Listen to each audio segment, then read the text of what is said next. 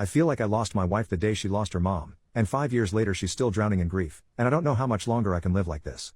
Yeah, I know, everyone is fired up at the title and ready to tell me what a jerk I am. To those people, I implore you to read the rest of this post before making a judgment. My 36M wife's 33F mother passed away 5 years ago from lung cancer. It was not a peaceful or easy death by any means. Our lives understandably went on pause after the diagnosis, and we both spent a lot of time off work helping care for her mother. My wife had a pretty typical showing of grief at the time, cycling through different stages. Same with our 3 kids. After she passed, however, my wife got really bad. I totally understand this. I can't say I know exactly what she went through, because I haven't had a parent pass away, but I understand how devastated she was. For months after she could barely function, I gently took over pretty much all the responsibilities in the household and with the kids. She had been attending grief counseling since the diagnosis and continued after the death. None of this is the problem. I endeavored to be as supportive as possible. She cried on my shoulder every night for months, and I just thought this was the worst of for better or worse. The problem is that after 5 years, she does not seem any better or more functional. She stopped grief counseling about 4 years ago and refused to go again, stating it would not help her and that nothing could. About a month before any major holiday, she will have a major downturn. In bed half the day, crying all day, does not want to interact with the family, does not have the energy to do anything around the house. This will go on every single day until about a week after the holiday ends. Every holiday is intense grief, just as much now as it was 5 years ago. October, November, December, and January, her mom's birthday month, every year are particularly bad. I am essentially without my wife, and am a single parent to my 3 kids. Altogether, she is completely incapacitated by grief for about 6 months out of the year, and has been the past 5 years. When I say incapacitated, I mean incapacitated. When she is in the depths of her grief, she is completely incapable of intimacy with me or the kids. There is no cuddling, spending time with us, going on family outings. I don't get any intimacy for half the year. I've stopped asking her if she wants to talk about it because she can't get any words out between sobs if she tries. What hurts the most is that the kids have stopped asking or being concerned at this point. If they see their mom in bed when they get home, they just go about their day and might casually mention, "Oh, mom is sad today," if they're siblings, or I ask where she is. They don't really seek affection with her anymore, because they rarely get anything more than tears. I've discussed this with therapists, my parents, friends, etc., and I know all the rebuttals people have for this, so let me preempt them. 1. She is unwilling to go back to therapy for grief counseling or to see a doctor for depression. Yes, I know she's severely depressed.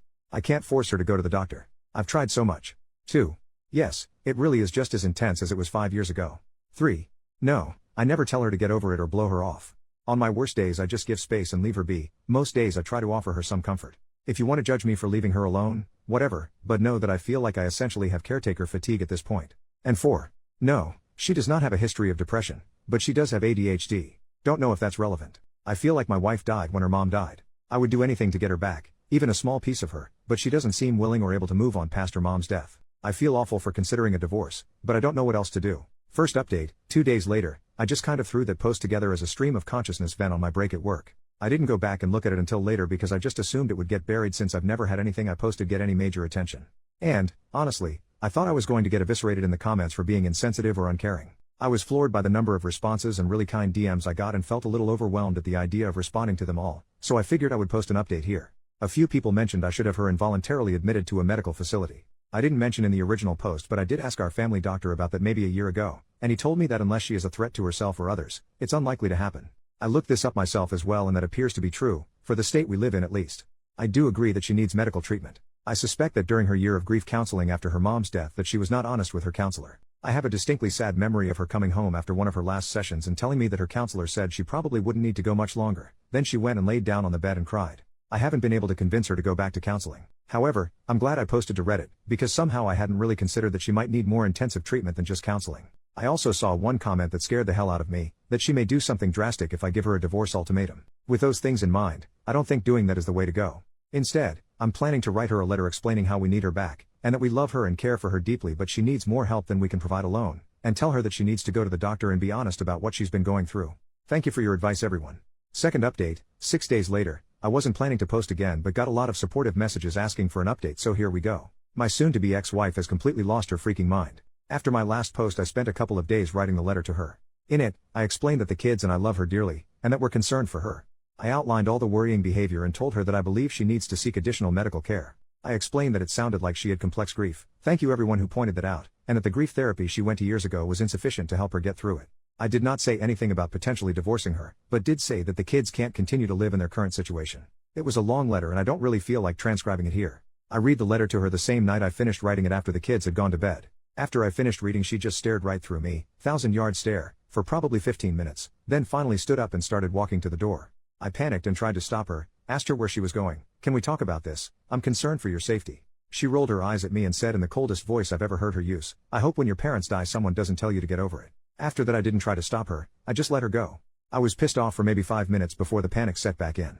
I legitimately thought she was going to end herself. I checked my phone and she had turned her location off. I called and texted probably 50 times over the next hour, begging her to at least let me know she was okay and that she wasn't going to do something drastic. Right before I was about to call the police, I got a call from her phone. I answered immediately, and before I could get much of anything in, a man's voice told me she's fine but she doesn't want to talk to you, and then hung up. I felt like I was having an out-of-body experience at the time. I had no idea what the heck was going on. I almost called the cops anyway, but I was disassociating hard and talked myself out of it. I kept calling her phone all night but no one picked up again. After about 2 a.m. it started going straight to voicemail. I barely slept that night. When I woke up the next day she wasn't home. I took the kids to school and daycare. I normally do this and my wife is normally still asleep while I do, so thank God they didn't ask where mom was.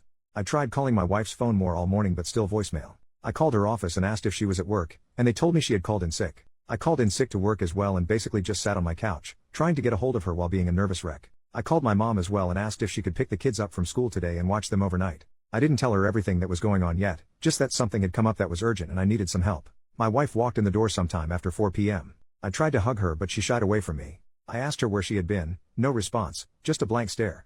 I asked her who had called me from her phone, no response, blank stare. At this point I was so frustrated and told her that if she didn't want to explain what was going on, she could get the hell out. I regret saying it that way now, but holy crap was I frustrated. So she started talking, but it was like I was talking to a robot with her voice.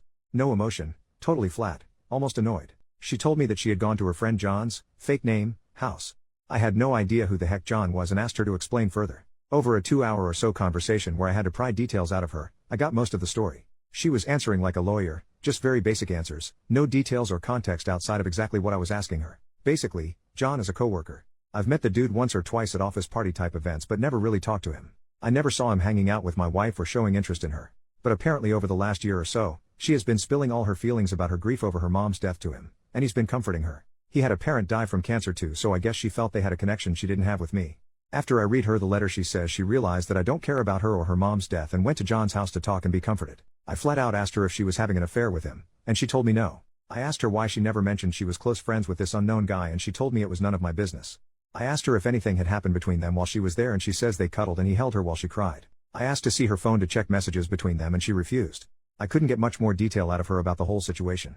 So when she went to take a shower, I tried to check her phone. She had changed her passcode. I grabbed her iPad, which still had my thumbprint in it, and checked there. I left the house with the iPad to look for evidence while she was in the shower. I did not immediately see any messages to or from a John, but after digging briefly, I found it. She had put him in as Stacy in her contacts, but it was obviously him. There were texts going back well over a year. A lot of her talking about her mom, a lot of him comforting her, a lot of him telling her I don't really care about her, and that he would never treat her that way if they were married. All of her replies were in agreement. A lot of texts from her complaining about me. A lot of him trash-talking me. The night she left, she had texted him, "Screw it, I'm on my way over if the offer is still there," followed by an immediate yes. Reply. Then the next morning, a text from her to him saying if he asks, "We just talked." I threw up out my car door in a Walmart parking lot for 20 minutes. I came home and found her on the couch on her phone, totally unconcerned or unaware I had even left. I told her that I knew, and that she needed to leave. Again she just stared at me for a while, not responding, until I got aggravated and told her to get the hell out of the house.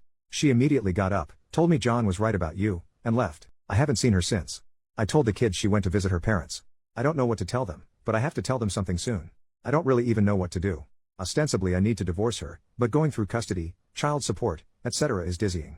I feel paralyzed and haven't made a move yet. I know she's lost her mind and this is probably some kind of psychotic break, but I just can't care anymore. I put on a brave face to go to work, then for my kids at night, and then cry after they go to bed until I fall asleep. I honestly feel like my life is essentially over. I do feel like John took advantage of her vulnerability, but I don't even want to bother trying to get her to see that he's a predator. She chose this over her own family that is stuck with her. I don't think I'll be posting any more updates or logging into this account anymore. Reddit rave, OP's account got suspended in 2024, hopefully we get an update on how he and his family are doing in the future.